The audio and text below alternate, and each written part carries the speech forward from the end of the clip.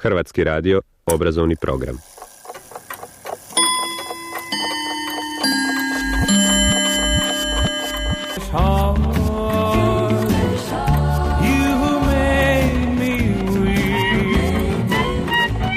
Historia magistra vitae est.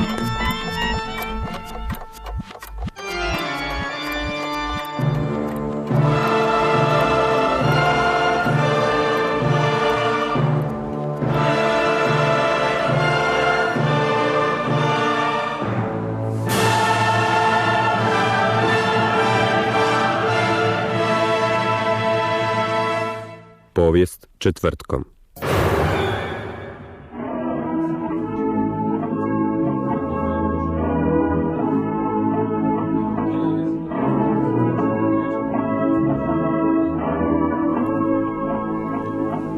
Rujan je 1944. godine. Već nekoliko tjedana SS oklopni bataljun za obuku i popunu seli se po Nizozemskoj.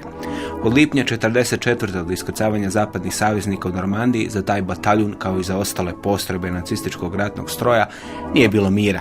Ako već nisu bile samljevene od nadirućih, svježih i sjajno opremljenih vojski zapadnih saveznika, onda im savezničko zrakoplovstvo koje je gospodarilo europskim nebom nije dalo mira. Ali početkom tog rujna SS bataljun za obuku i popunu skrasio se u Osterbecku, mjestu nadomak Arnhema, glavnog grada nizozemske provincije Gelderland. Mjesto je bilo idealno, bilo je udaljeno 4 km od središta Arnhema, bogato i imalo je nekoliko hotela.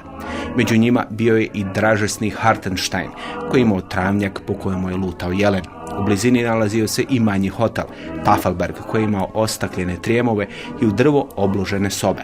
Sve u svemu bio je to mali raj i bojnik SS-a Sepp Kraft, zapovjednik bataljuna za obuku i popunu, odabrao je Osterbeck za mjesto gdje će se utaboriti njegova postrojba. Ali nakon 5 dana Kraft i njegovi vojnici morali su se seliti iz raja. Da stvar bude gora, zapovjed je donio bojnik Wehrmachta. Cornelius Ryan u knjizi Nedostižni most piše: Kraft se žestoko usprotivio. Glavnina njegovih 3 satnija stanovala je u mjestu, dok se ostatak nalazio u Arnhemu. Sljedećih 1000 regruta SS-ovaca trebalo je svakog trenutka stići na obuku. Bojnik Wehrmachta je bio neumoljiv. Što me se to tiče? Bez uvijanja je rekao Kraftu: morate napustiti mjesto. Ali Kraft nije popuštao. Ambiciozni 37-godišnji časnik odbrusi da prima naređenja samo od pretpostavljenih koji pripadaju SS-u. Odbijam izvršiti naređenje, reče. Sada je bojnik Wehrmachta izgubio strpljenje i rekao svom kolegi da je Osterbeck zbog lijepih kuća, lijepih hotela i zelenila po kojima lutaju jeleni zapeo za oko i feldmaršalu Walteru Modelu, zapovjedniku grupe Armija B, koji je baš u Hartensteinu namjeravao smjestiti svoj glavni stožer, dok je Tafelberg odabrao za svoj stan. I nastavio je bojnik Wehrmachta: možda bi gospodin bojnik Kraft objasnio feldmaršalu Modelu zašto ne želi otići iz Osterbecka. Walter Model bio je poznat po mnogo čemu. Zvali su ga Führerov vatrogasac, jer je često iz bezizlaznih situacija spašavao njemačke trupe. Ali bio je poznat i po svom nezgodnom karakteru. Stožerni časnici, kada bi saznali da će im za zapovjednika doći Model, naveliko su tražili premještaj u druge postrojbe. Kada je čuo Modelovo ime, bojnik SS-a prekinuo je svađu s kolegom iz Wehrmachta. Cornelius Ryan piše: Kraft se smiri. Nije želio da dođe do sukoba s feldmaršalom Walterom Modelom. Ipak toga je naređenje zapeklo. Kraft se preseli, ali nedaleko. Naumi smjestiti svoje ljude po šumama i farmama sjeverno od Osterbecka, nadomak mjestu Wolfheze. Smještaj koji je Kraft odabrao nalazio se duž ceste koja je vodila kroz Wolfheze, a cesta se pak nalazila točno između zona na koje su se 17. rujna 1944. trebali iskrcati padobranci prve britanske padobranske divizije.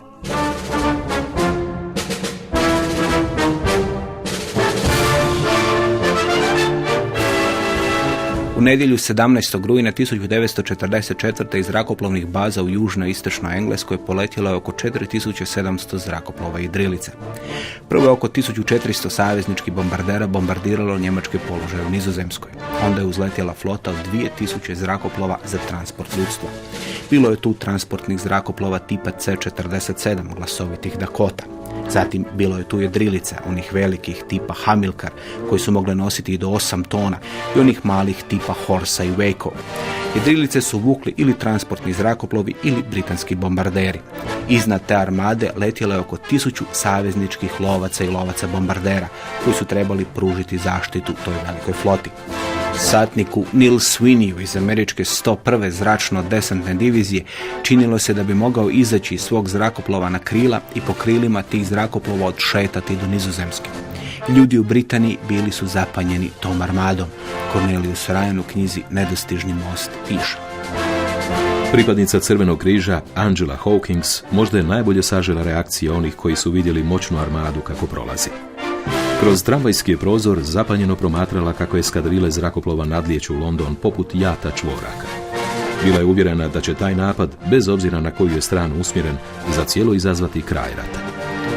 Ta armada prevozila pripadnike prve savezničke zračno-desantne armije, koji su trebali omogućiti da rat završi do 1945. Američka 101. zračno-desantna divizija trebala se iskrcati u Eindhovenu i zauzeti mostove na rijeci Domel. Američka 82. zračno-desantna trebala se iskrcati u Nijmengenu i zauzeti mostove na rijeci Val. A britanska 1. zračno-desantna divizija trebala se iskrcati u blizini Arnhema i zauzeti mostove na Donjoj Rajni. I tako bi se ispred savezničkih vojski otvorio put prema sjevernoj Njemačkoj. A prodor u Njemačku u rujnu 1944. značio bi i završetak rata do 1945.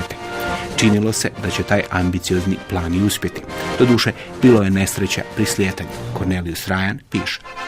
Stožerni narednik George Davis stajao je pokraj svoje prazne jedrilice i promatrao druge kako slijeću. Vidio je 2 jedrilice koje su se sudarile gotovo bokom o boku u zoni slijetanja, a onda su dospjele među stabla. Objema su krila jednostavno otpala. Nekoliko trenutaka kasnije doletjela je još jedna jedrilica. Njezina je brzina bila toliko velika da je Davisu u trenutku sinulo da se neće moći zaustaviti na vrijeme. Jedrilica je zaorala među drvećem. Nitko nije izašao. Zajedno sa svojim kopilotom Davis pritrči jedrilici i zaviri u pleksiglasom pokrivenu pilotsku kabinu. Svi su u jedrilici poginuli. Haubica od 75 mm pokidala je lance kojima je bila vezana, znječila poslugu i otkinula glave pilotu i kopilotu. Bilo je još neugodnih stvari tijekom slijetanja. Britanski padobranci pronašli su u šumi kod Wolfhazea bolničare i liječnike odjevene u bijele kute kako skupljaju ljude koji su očito bili izbezumljeni. Iz šume se pak čulo zavijanje i plač. Bili su to pacijenti psihijatrijskog zavoda Wolfhazeu, kojeg su prošle noći bombardirali saveznički zrakoplovi. Pacijenti su se u strahu razbježali u šumi i osoblje zavoda ih je skupljalo i umirivalo. A usprkos svemu tome slijetanje je bilo uspješno. U usporedbi s noćnom morom noćnog desanta u Normandiji, spuštanje u Nizozemskoj nalikovalo je na vježbu. Činilo se da stvari idu dobro.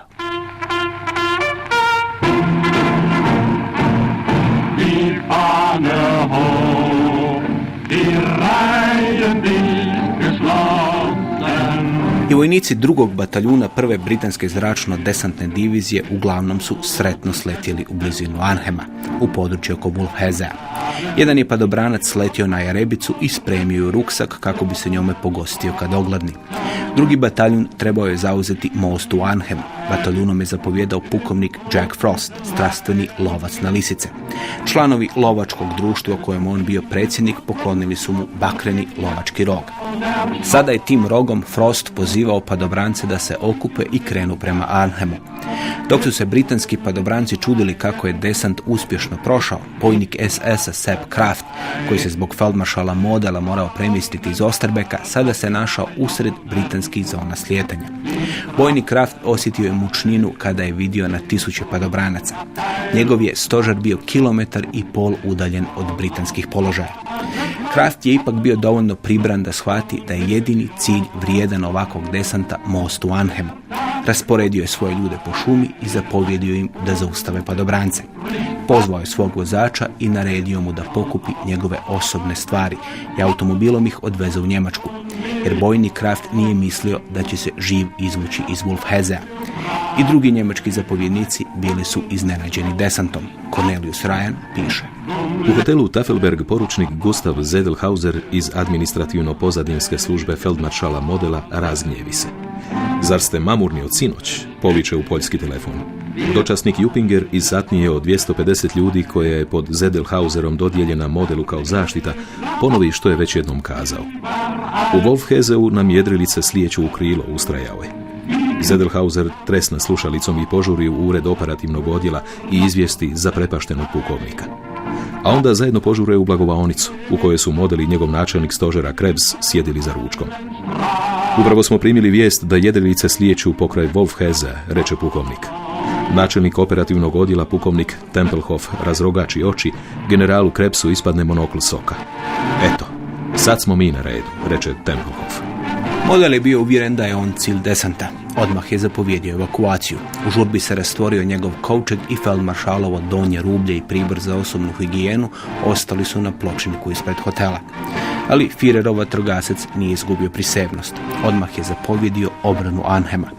I nije imao na raspolaganju samo SS bataljun za obuku i popunu. U blizini Arnhema odmarale su se 2 SS pancer divizije. Doduše, bili su to ostaci nekad moćnih divizija, ali one su bile dovoljne za lako naoružane britanske padobrance. Ambiciozna operacija Market Garden već je prvog dana krenula prema katastrofi. Zapadni saveznici iskrcali su se na zapadu Europe 6. lipnja 1944. Nakon početnih muka probili su se iz Normandije i krenuli prema srcu Europe. Činilo se da će rat brzo završiti. Market Garden trebao još požuriti završetak rata, ali nade iz srpnja i kolovoza 1944. bit će uništene nadomak mostova Arnhema. Govori Tihomir Ponoš, profesor povijesti i novinar Novog lista. Do 1. srpnja 1944. dakle to je razdoblje 25 dana nakon invazije, zapravo nema velikih njemačkih poraza, što znači naravno da nema ni velikih savezničkih pobjeda. Konkretno, saveznici su do tog trenutka zauzeli otprilike 1/5 teritorija koje su namjeravali zauzeti do 1. srpnja. To se najbolje recimo vidi na primjeru mjesta Saint-Lô, koje je bilo planirano da ga se zauzme tako rekuć odmah, neposredno nakon invazije, a koje su saveznici zauzeli tek 18. srpnja, dakle 40 dana nakon invazije.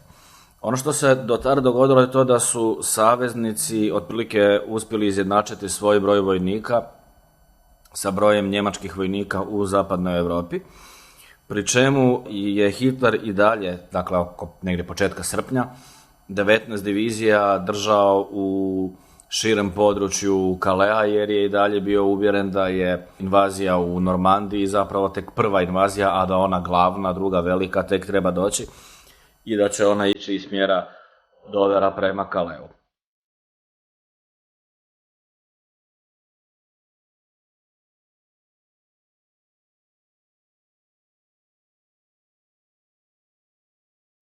Hitlerovi zapovjednici na zapadu, feldmaršali Gerd von Rundstedt i Erwin Rommel, tražili su da se oklopna pričuva odmah upotrijebi protiv savezničkog mostobrana u Normandiji.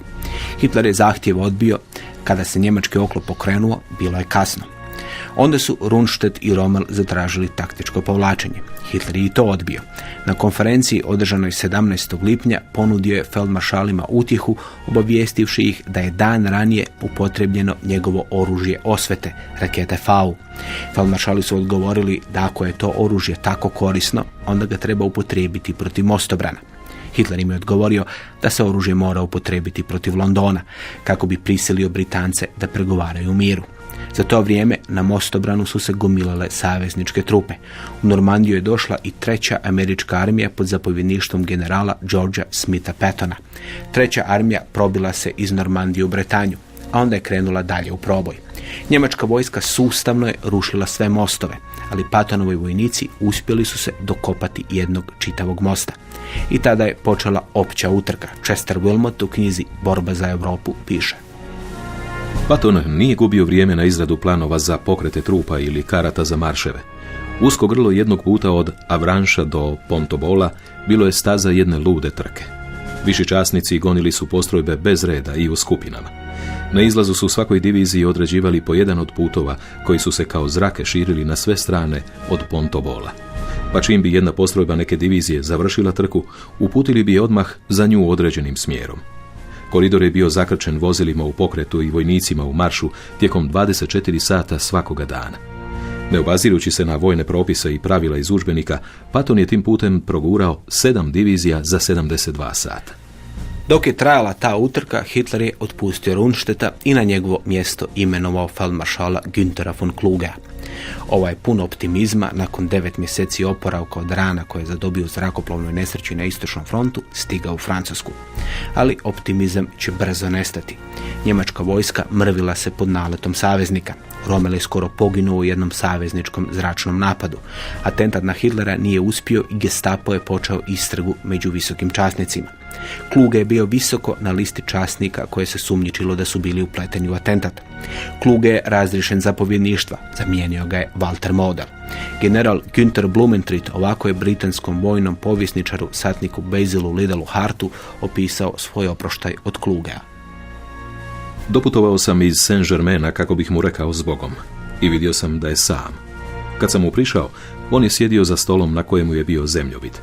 Stalno je kuckao prstom po jednoj točki na zemljovidu ispod koje je pisalo Avranches, gdje se Patton probio, i rekao mi: tu sam izgubio svoju vojničku reputaciju. Pokušao sam ga utješiti, ali nisam uspio. Kluge nije stigao do Njemačke, počinio je samoubojstvo dan nakon što ga je Hitler razriješio zapovjedništva. Tek nakon američkog proboja kod Avranchesa, a to se zbilo 25. srpnja, Hitler je dopustio premještanje oklopnih divizija iz Pas-de Calais i 8 od 9 tih oklopnih divizija koliko ih ima na zapadu je namijenio za protuudar koji je naravno po njegovoj ideji trebao biti odlučan, saveznike zapadne je trebalo baciti u more i tako dalje.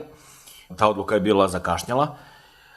Ne treba zaboraviti da su saveznici bili potpuni gospodari u zraku i da su te divizije veoma teško dolazile zapravo do same bojišnice, jer M su imale relativno dugi put za preći, naravno da ih je ometala saveznička avijacija i kada bi konačno uspjele doći na samu bojišnicu, one su zapravo već bile bitno oštećene i nisu bile u punoj snazi. U srpnju i kolovozu su se zbili zapravo tih nekoliko doista velikih proboja saveznika, na temelju kojih su oni pomislili, ako ništa drugo, da bi do kraja 1944. godine mogli završiti rat i poraziti Njemačku. Taj proboj kod Avranchesa i onda nakon toga što je slijedilo udar prema poluotoku Bretanji i udar na grad Brest, koji je doduše kasnije ipak pao, ali sama Bretanja bila zauzeta relativno brzo, je jedan vojni uspjeh. Drugi važan udar je udar koji je išao i prema Parizu i prema Seni, koji je strahovito gurnuo njemačke divizije nazad, a istodobno je zapravo zaprijetio odsjecanjem velikom broju njemačkih snaga, ponovo zbog one Hitlerove naredbe da se svaki metar, svaki pedalj mora braniti, pa onda nije dozvoljavao povlačenje jedinicama tamo gdje bi bilo logično da se one povuku, skrate liniju obrane, pojednostavne sebi obranu i tako dalje. I treća stvar koja se dogodila, koja se obično zaboravlja, to je iskrcavanje na jugu Francuske. To je od svih velikih iskrcavanja u Drugom svjetskom ratu ovako nekako, baš onako iskrcavanje skoro pa sa strane, jedva kao da se je dogodilo. Ono naravno nije bilo toliko veliko ni toliko važno kao iskrcavanje u Normandiji, međutim ono ipak rastegnulo njemačke jedinice u Francuskoj.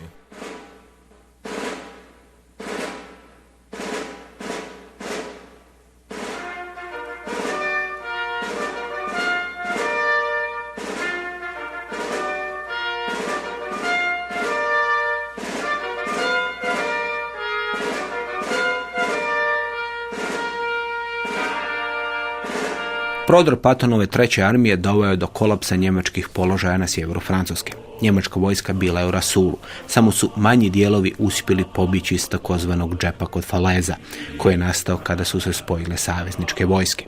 Tih nekoliko desetina tisuća njemačkih vojnika uspjeli su pobići iz džepa samo zbog nesposobnosti nekih savezničkih zapovjednika, ali i oni su se izvukli bez opreme, samo s lakim naoružanjem. Pariz je oslobođen 25. kolovoza. Sredinom tog mjeseca saveznici su se iskrcali na jugu Francuske. 3. rujna oslobođen je Brisel. Pobjeda je bila nadohvat ruke. Povjesničar Max Hastings u knjizi Armageddon donosi ovaj zapis iz dnevnika pukovnika Georgea Turnera Kane'a, zapovjednika britanske prve Herefordske pukovnije. Sve ide čudesno dobro. Huni ne pokazuju volju za borbom. Većina ih se čini spremnim za predaju. Glasine dolaze sa svih strana. Švicarski radio kaže da je Hitler otišao u Španjolsku i da je objavljen mir. Švicarski radio nije dao baš pouzdanu informaciju, ali posvuda na bojištu bili su tragovi njemačkog sloma. Britanski vojnik John Thorpe u svoj dnevnik pod nadnevkom 2. rujan 1944. napisao: Švabo nam se predao u polju kupusa. Voda je kapala s njegove odore. Bio je prekriven blatom i tresao se što od hladnoće, što od straha. Dali smo mu keks i uputili ga prema pozadini. Ali te nade o njemačkom rasulu bile su preuranjene. Njemačka se vojska pribrala od šoka, a saveznički ratni stroj na zapadu počeo je posustajati. Matematički gledano stvari su bile jednostavne. Savezničkoj vojsci na zapadu je dnevno trebalo otprilike 25.000 tona materijala. Među tih 25.000 tona materijala je otprilike 4.000 tona nafte dnevno. I 21.000 tona hrane, municije, sanitetskog materijala i tako dalje. Cijeli problem saveznika krio se u činjenici da su oni prvo morali morskim putem dopremiti sve što im je trebalo, pa onda od nekakvih luka, bilo umjetnih, bilo pravih, to dopremiti do svojih jedinica, što im je naravno to opskrbu strahovito otežavalo. Druga stvar, oni gotovo uopće nisu mogli koristiti željezničku mrežu, jer su Njemci naravno tu željezničku mrežu uništavali, zarušavali i tako dalje, kako su se povlačili. Što su saveznici išli dalje, linije opskrbe su im bile sve duže. Oni jesu nastojali to premostiti na razne načine, ali iskreno govoreći dosta dugo to bi nisu bili baš pretjerano uspješni. Jedan od načina je bilo izgradnja naftovoda ispod La Manša, ne bi li na taj način pojednostavili dotur nafte. I oni su to uspjeli napraviti, određena golema skladišta nafte i tako dalje. Međutim, početkom rujna, zadnja točka naftovoda tog je bila 400 km daleko od savezničke prve linije. Dakle, nafta se sljedećih 400 km morala na bilo koji drugi način dopremiti.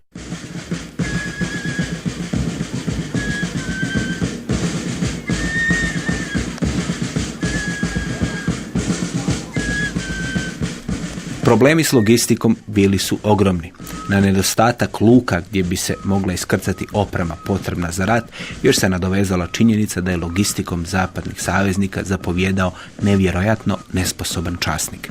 Max Hastings piše: Od svih visokih časnika koje je Amerika uputila u Europu, najmanje impresivan bio je časnik zadužen za opskrbu saveznika.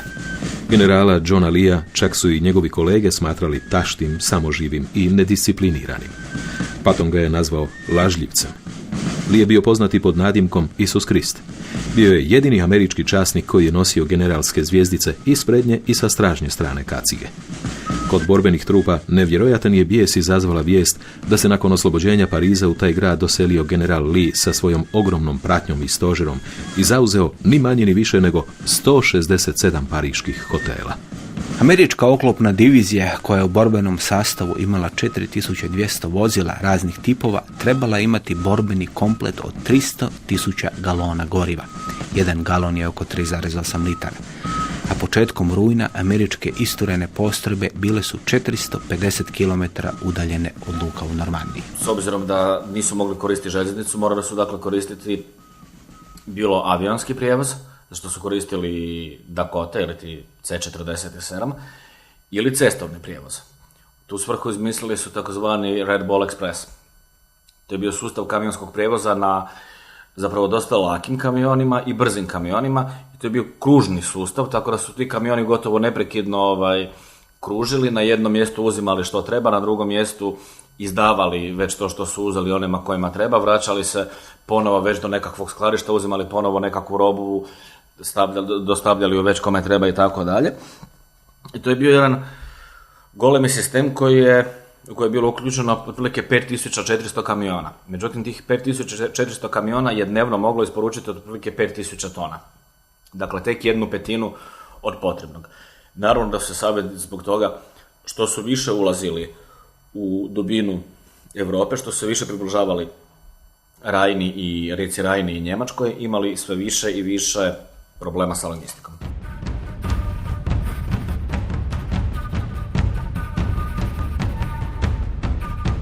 Godine 1943. američki transportni korpus tražio je 240 transportnih satnija. U Europu je došlo njih 160.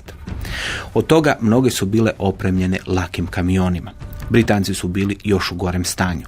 U rujnu 1944. morali su povući 1400 kamiona od 3 tone zbog neispravnih klipova. Motori koji su poslani kao zamjena imali su isti kvar.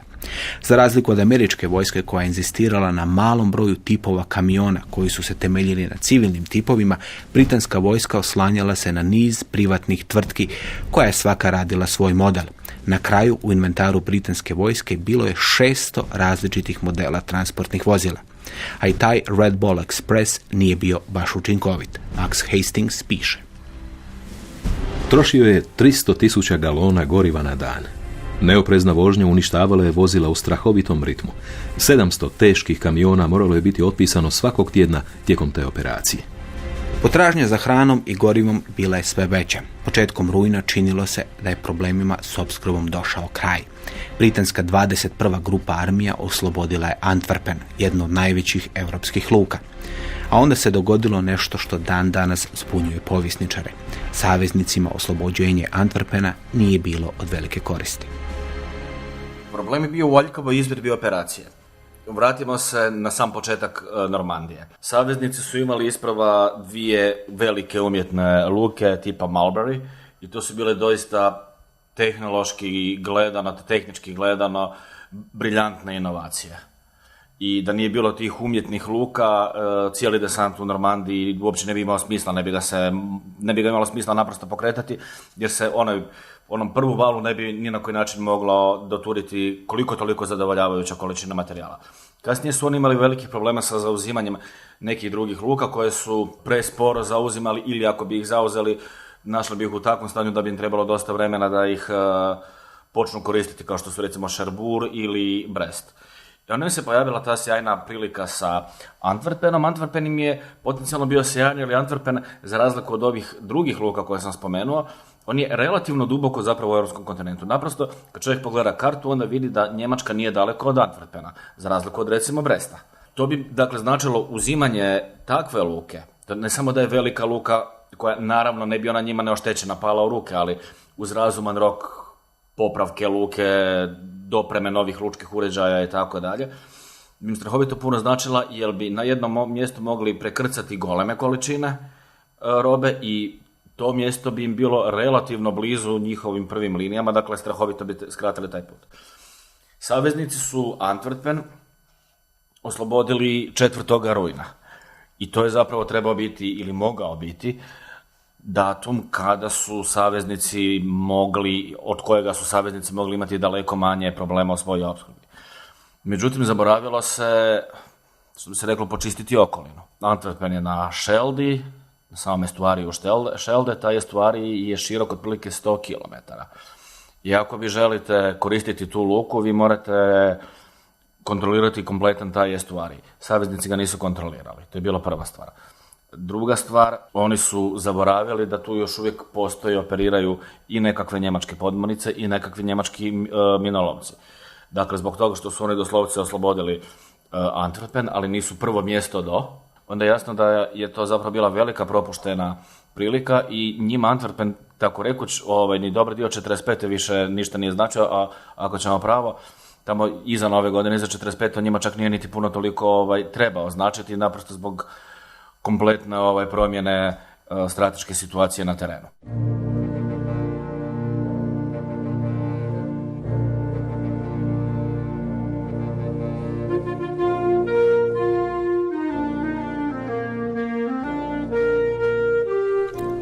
Još jedna stvar mučila zapadne saveznike. Odnosi između nekih zapovjednika bili su sve samo ne dobri. Posebno su bili loši odnosi između nekih britanskih i američkih zapovjednika. A oni su sa svojim čudnim karakterima samo još povećavali te sukobe. Feldmaršal Bernard Law Montgomery bio je najpoznatiji britanski zapovjednik, pobjednik u pustinji Sjeverne Afrike, na Siciliji u Italiji. U njega je velika većina britanskih vojnika i časnika imala potpuno povjerenje. Ali taj feldmaršal je bio tašt i ponekad čudan. Max Hastings u knjizi Armageddon piše: Kad se jedan od feldmaršalovih mladih časnika za vezu vratio na dužnost nakon što se oporavio od rana, pozvan je u Montgomeryjevu karavanu. Feldmaršal je zapovjedio mladom časniku da skine sa sebe svu odjeću. Mladić je poslušao zapovjed i stajao je gol i u čudu pred zapovjednikom, koji je rekao da želi provjeriti je li on posve spreman za obavljanje svojih dužnosti. U redu, rekao je Montgomery nakon nekoliko trenutaka, govoreći uobičajeno oštro. Prema jednom od stožernih časnika ta je epizoda izazvala značajno iznenađenje kod cijelog stožera, koji je već bio naviknut na gospodareve mušice. Montgomery je bio u trajnom sukobu s vjerojatno najsposobnijim zapovjednikom zapadnih saveznika u Europi. Ali taj zapovjednik bio i najživopisniji časnik među svim visokim zapovjednicima. Njegovo ime je George Smith Patton. Tog američkog generala jednom je posjetio narednik Bill Mauldin. Taj se narednik proslavio u ratu. Na tu slavu došla je slava koju su mu donijele njegove karikature objavljivane u američkom vojnom časopisu.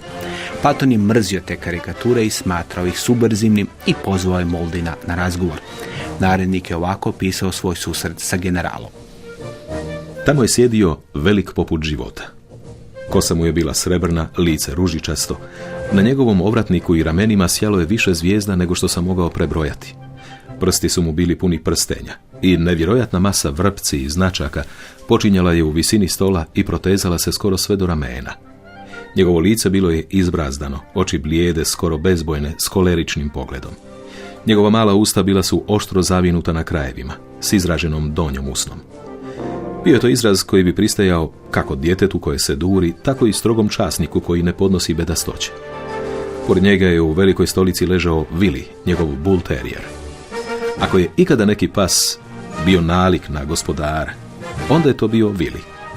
Stajao sam na vratima gledajući u 4 najopakija oka koja sam ikada ugledao u svom životu.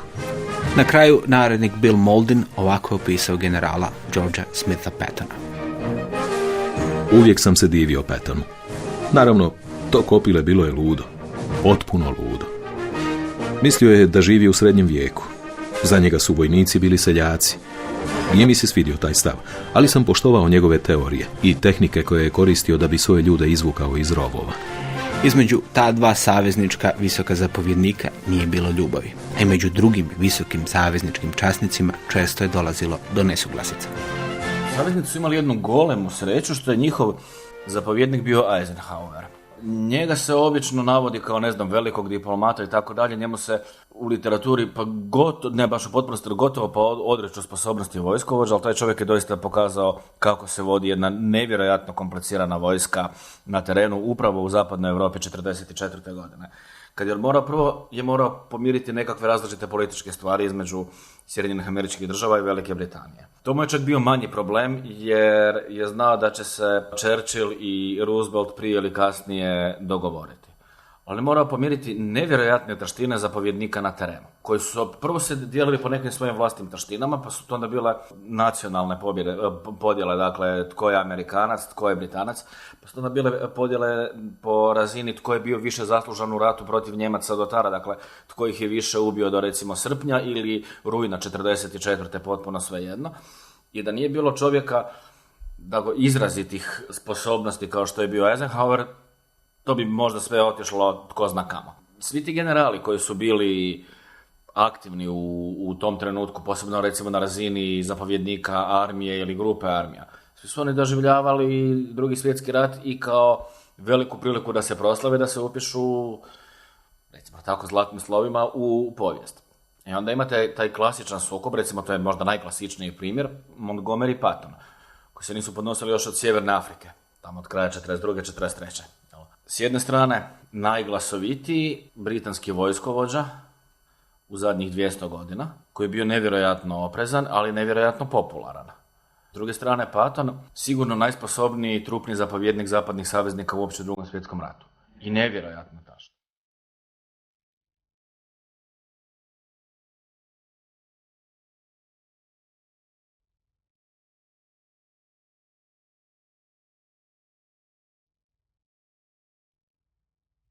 Zastoj na bojištu nije donio predah zaraćenim vojskama. Stalno kretanje i borbu zamijenilo je statično ratovanje. Ono je bilo itekako zamorno i vrijeme se pogoršalo. Lijepe dane ljeta zamijenile su kiše. Život vojnika opisuje Max Hastings. Statično ratovanje i nepokretnost kod onih koji su zauzimali prednje položaje tijekom dnevnih sati izazivalo je dosadu, a u isto vrijeme je tražilo i stalnu budnost. U pozadini, daleko od pogleda neprijatelja, vojnici su dane provodili u zamarajućoj rutini. Nosili su sljedovanja hrane, prali su i popravljali vozila, punili okvire sa streljivom, čistili oružje, pripremali granate i mine. Kad je pala noć, dok su civili spavali, vojnici na prednjim položajima morali su iskoristiti svoju nevidljivost. Trebalo je iskopati nove rovove, postaviti nove mine, zamijeniti umorne postrojbe, donijeti zalih. Čak i kad nije bilo pucnjave, položaji su tiho odjekivali zveketom lopata, šaputanjem i dalekim radom motora. Slane su ophodnje, često preko rijeka i kanala, kako bi se iskušale njemačke linije i ponekad zarobio neki vojnik zbog dobivanja obavještajnih podataka. Svaka takva akcija razarala je živce. Trebalo je puzati u mraku preko vodom natopljene zemlje i svaki trenutak biti u opasnosti od eksplozije mine ili iznenadne neprijateljske vatre. Ljudi su uvijek bili umorni. U takvom svijetu teško je bilo obavljati svakodnevne stvari, jesti, piti, oprati se i olakšati. S druge strane, uvijek su vrebale opake njemačke postrojbe, od kojih su neke imale nekoliko godina ratnog iskustva. Na sve je to još došao problem s opskrbom. Hrane je bilo, saveznički vojnici imali su 3 puta veća sljedovanja od njemačkih, ali nije bilo goriva. Pa su neki zapovjednici na sve načine nastojali doći do njega. Najoriginalniji je bio Patton. Uostalom, on je rekao, moji vojnici mogu jesti opasače, ali moji tenkovi ne mogu bez goriva. Njegovi vojnici su, vjerojatno ne bez razloga, on je zapovjedao inače 3. armijom koja je bila u sklopu 12. grupe armija kojim je zapovjedao američki general Bradley. Ti vojnici su došli, da kažem, dakle, vjerojatno ne bez razloga na zaoglas kao najsposobniji, pa recimo to tako, lopovi. Prva na popisu želja im je uvijek bila nafta, jer je Patton vrlo jednostavno sažao svoju vojnu doktrinu i ona otprilike glasi, moji vojnici mogu bez svega, ali moji vojnici ne mogu bez nafte. On je inače bio veliki zagovornik tenkovskog ratovanja i izrazito sposoban zapovjednik tenkovski. Se zbivale doslovce apsurdne situacije da bi u skladište za koje je bilo namijenjeno za 21. grupu armija kojim je zapovjedao Montgomery, da bi upadali vojnici, Pattonovi, ali sa oznakama jedinica koje su doista pripadale 21. grupi armije, nakrcali već koliko bi mogli nafte, odnosno bačava nafte i nestali u nepoznatom smjeru. I onda bi naravno dan, dva nakon toga Patton imao dovoljno goriva za svoje tenkova i poduzeo novi ofenzivni udar prema Njemcima, ali netko drugi bi zbog toga stajao. Tako da je situacija po tom pitanju bila izrazito loša u to doba i nije se ona ništa bitnije promijenila, posebno ne po pitanju taština do kraja Drugog svjetskog rata.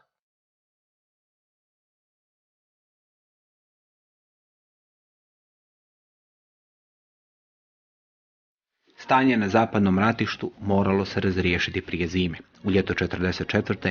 činilo se da će rat završiti do nove 1945. Ali sada je na kraju ljeta sve stalo i postavilo se pitanje kako dalje. Cilj je bio jasan, uništenje njemačke vojske i bezuvjetna kapitulacija nacističke Njemačke. Ali kako postići te ciljeve? Da stvar bude gora, tu je bilo pitanje opskrbe gorivom. Nije moglo biti jednog velikog udara u kojemu bi sudjelovale kako 21. tako i 12. grupa armija. Samo je jedna od njih mogla dobiti dovoljno goriva za napad. U osnovi vizija je vrlo jednostavna i zove se Ruhr. Samo je pitanje kako doći do tog Ruhra. Naime, njega brani vrlo jaka i vrlo čvrsta njemačka Siegfriedova linija. Osnovna ideja koja će se pokušati realizirati u rujnu u sklopu operacije Market Garden Montgomery je bila zapravo, to je nešto tipično za Montgomery, obuhvatni manevar. Dakle, obuhvatni manevar iz njegovog kuta gledano s lijeva, dakle sa sjevera obuhvatiti Ruhr, udariti s leđa, odsjeći ga, na taj način udariti na zapravo srce njemačke industrije. Bradley, sad tu treba imati na umu da je pod Bradleyom zapovjedništvom bio i Patton, dakle jedan čovjek koji je bio, prilično ga je bilo teško kontrolirati, kao što Kazak bio je briljantan vojni zapovjednik, ali teško bi ga se dalo svrstati u normalne. Njihova ideja je u osnovi bila na neki način okrenuti smjer pruske vojne operacije iz 1870-71. iz Prusko-francuskog rata, kada su Njemci, odnosno Prusi, udarili dakle, direktno u Metz, kao veoma jaku francusku tvrđavu, i kad su slomili Metz, onda su bez problema slomili dalje cijelu Francusku. Oni su dakle na taj način htjeli prodrijeti direktno u Njemačku i zapravo ona dalje samo prodrijeti dalje prema Berlinu i što je moguće prije završiti rat. Jedno i drugo su bile, takve dvije operacije su bile nespojive, za takve dvije operacije istodobno saveznici nisu imali snage. Oni su u tom trenutku, dakle ako govorimo negdje onim danima nakon oslobođenja Antwerpena, dakle početku rujna 1944. Oni su imali red veličine negdje oko 1.300.000 vojnika na terenu u Francuskoj, već nešto malo i u Belgiji. To zvuči jako puno, ali to je otprilike 5 puta manje ili najmanje 5 puta manje nego što su Sovjeti imali pod oružjem u tom trenutku na drugom kraju Europe.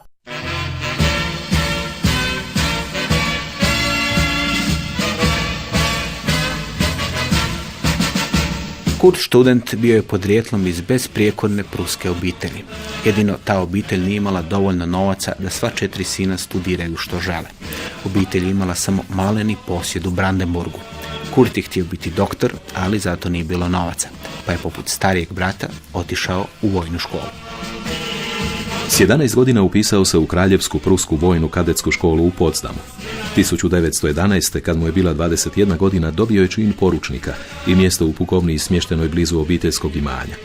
Student nije bio dobar u matematici i nije volio visine, ali nekako se našao u letačkoj školi i Prvi svjetski rat proveo je u zrakoplovstvu. Zapovjedao je lovačkom eskadrilom i teško je ranjen u jednoj zračnoj borbi. Prema odredbama Versajskog ugovora Njemačka nije smjela imati ratno zrakoplovstvo, pa se Student vratio u pješaštvo. Onda su 1933. Hitler i nacisti došli na vlast i počelo je stvaranje Luftwaffe. Student je tu odigrao značajnu ulogu.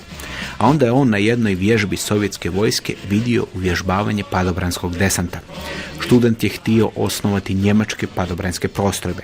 Hermann Göring ga je podržao i ti su padobranci pod Studentovim zapovjedništvom predvodili uspješan napad na Norvešku i dobili su zadatak da predvode i napad na zapadu. Padobranci su se spustili u Rotterdam i desantom uz pomoć jedrilica zauzeli su jednu, kako se mislilo, neosvojivu tvrđavu, ključ belgijske obrane. To je bila najmodernija belgijska tvrđava koja se nalazila na obrambenoj liniji zvanoj Albertov kanal i koju su kao i mnoge druge stvari smatrali neosvojivim, ali to kad se nešto smatra da je nešto neosvojivim, onda to odmah budi nečiju sumnju. To je tako, Tito nek se smatrao nepotopivim pa je potonuo na prvom putovanju, Mažena linija se smatrala neprobojnom pa se pokazalo da ju ne treba probijati jer se može zaobići. Isto tako je tvrđava Ebenemael imala veliku pogrešku, naime ona je bila gotovo bez protuzrakoplovne obrane. Njemci su manje padobranima, više jedinicama, što doslovce na samu tvrđavu, na sami krov tvrđave spustili jednu čak i ne pretjerano veliku jedinicu. Ta jedinica je uspjela zauzeti tu tvrđavu, a što se tiče malo prije spomenutog Kurta Studenta, on rat na zapadu 40. godine pamti ponajprije po tome što je on bio jedna od malobrojnih padobranskih žrtava. U toj vojnoj operaciji bio je ranjen u glavu i 8 mjeseci se oporavljao od ozljede.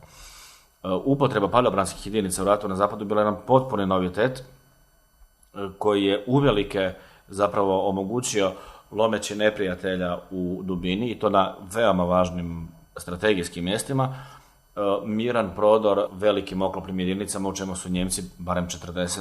bili pravi majstori za razliku od svih ostalih.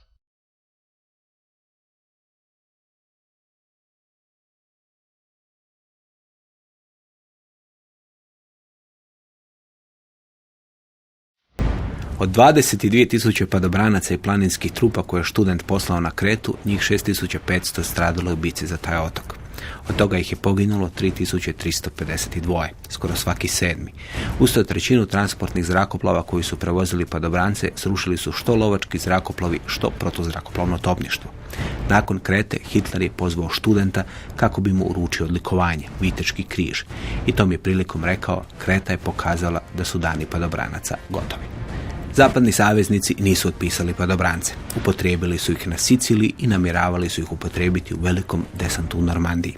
Kako izgledalo novačenje u američke padobrance opisao je Howard Melvin, padobranac iz 505. pukovnije 101. zračno-desantne divizije. Pozvali su me na novačenje. Poredali su nas u skupine po 12. Ispred mene je bio maleni, kržljavi, stariji čovjek. Kad smo sve prošli, rekli su mi: nisi prošao, nisi za vojsku. A onaj čovjek ispred mene, taj mali kržljavi, je prošao. Znao sam što se dogodilo. Pomiješali su naše papire. Znate već što rade s njima. Bilo me je sram. Ja sam sjajnog zdravlja i spreman i nisu me primili. A eto, taj malini čovjek je primljen. Pa sam sljedeći dan otišao u New York, u ulicu, u Whitehall i rekao: želim stupiti u vojsku, želim biti padobranac. I oni su mi rekli: sjedni ovdje u hodniku i čekaj dok ne dođe doktor, jer moraš proći neke posebne preglede. Čekao sam 2 sata i konačno mi je bilo dosta. Prišao sam naredniku i upitao ga: hoće li doći taj doktor? On mi je odgovorio: idi i pokucaj na ona vrata. Ja sam pokucao, ušao i ugledao tipa s cigarom u zubima i nogama na stolu. Što hoćeš? Upitao me. Ja sam odgovorio: navodno moram proći neke posebne preglede kako bih ušao u padobrance. On mi je onda rekao: u redu, skoči na stol. Ja sam skočio na stol. On kaže: skoči sa stola. Ja skočim. On kaže: u redu, spreman si. Padobranci su dobili sjajnu obuku i dobili ne toliko sjajan zadatak. Trebali su se iskrcati u pozadinu njemačke obrane u Normandiji i tako spriječiti dolazak njemačkih pojačanja. Plan je bio sjajan, izvedba nije. Padobranci su imali strašne gubitke. Bačeni u neprijateljsku pozadinu sa zadatkom u pravilu da čuvaju nekakve komunikacije ili neki drugi važan objekt i da što je moguće kopnena vojska prije dođe za njima, spoji se s njima i onda nastavi dalje. Ono što su oni imali od početka veliki problem kojeg nisu uspjevali riješiti, koji se pokazao posebno kritičnim u doba invazije u Normandiju, to je raspršivanje padobranaca, odnosno bacanje padobranaca na izrazito velikoj površini.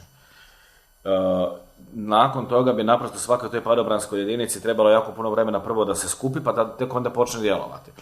I zbog toga, koliko god se kasnije pričalo o važnosti padobranskih desanata, posebno u slučaju invazije u Normandiju, i koliko su tu čak nekakvi pojedinci koji su satima visili sa tornja crkve u St. Mary, Glisu i tako dalje, koliko god oni bili na neki način opjevani, nikada zapravo nisu postigli potpuni učinak.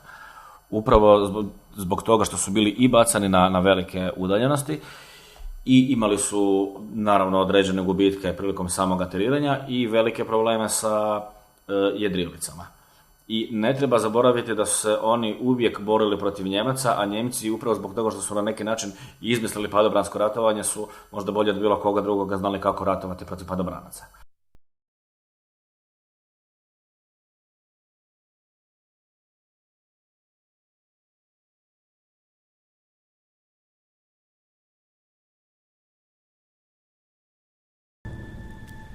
U rujnu 1944. Bernard Montgomery izradio je plan po kojemu su 3 padobranske divizije, 101. i 82. američka i 1. britanska, uz pomoć poljske padobranske brigade trebale zauzeti niz mostova preko rijeka u Nizozemskoj.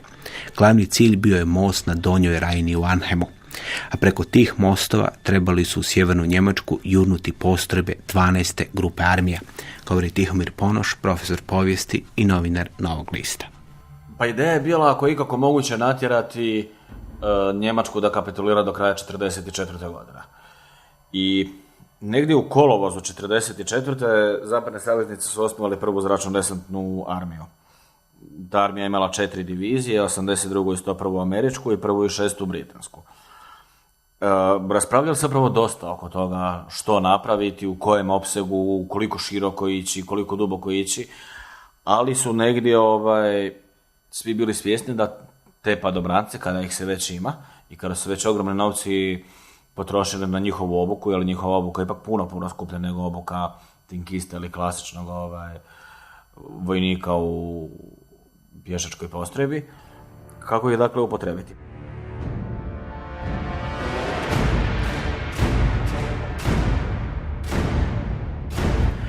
Dok je Montgomery izlagao svoj plan o zauzeću mostova na 3 velike rijeke u Nizozemskoj, general Frederick Browning je šutio. Kad je feldmaršal završio s izlaganjem plana, Browning ga je upitao koliko će vremena biti potrebno oklopnim postrojbama da dođu do Arnhema. Feldmaršal je odgovorio 2 dana. Browning je tada rekao: gospodine, ne odlazimo li za jedan most predaleko? Jesu li saveznici otišli predaleko? Poslušajte sljedećeg četvrtka. Poštovani slušatelji, slušali ste Povijest četvrtkom, emisiju obrazovnog programa Hrvatskog radija koju su za vas pripremili. Glazbeni urednik Maro Market, tekst čitao Ivan Kojundić, emisiju snimio Zoran Cajko, a u rediju vodio Dario Špelić. Lijep pozdrav i do slušanja.